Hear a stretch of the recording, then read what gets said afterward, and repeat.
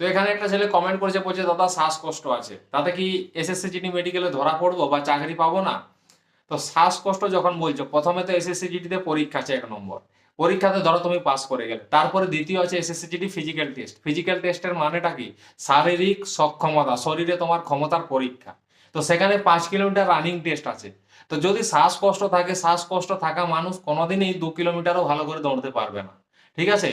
আর যদি সে অন্য লোকের সাথে দৌড়ে, মানে ওখানে তো গ্রুপ বাজি দৌড়ানো হবে, তো সেখানে তুমি তো অটোমেটিক সেখানে ফেল করে যাবে ফিজিক্যাল, তুমি কি করে সেখানে পাস করতে পারবে? আর মেডিকেলে যদি চলেও যাও, মেডিকেলে তোমাকে ডাক্তারের হার্টবিট চেক করবে, ভেতরের স্পন্দন। তো সেখানে তার আগে লাফাতে বলবে, তোমার যদি সেখানে শ্বাসকষ্টের সমস্যা থাকে তুমি তো ধরা পড়ে যাবে, তুমি তো এমনিতেই বাদ হয়ে যাবে। ফোর্স লাইনের মানে হচ্ছে শরীরে কোনো প্রবলেম থাকলে সেই চাকরিতে বাদ হয়ে যাবে, ঠিক আছে, যেতে পারবে না। তো আসলে কথাটা বুঝতে পেরেছো? চ্যানেলটা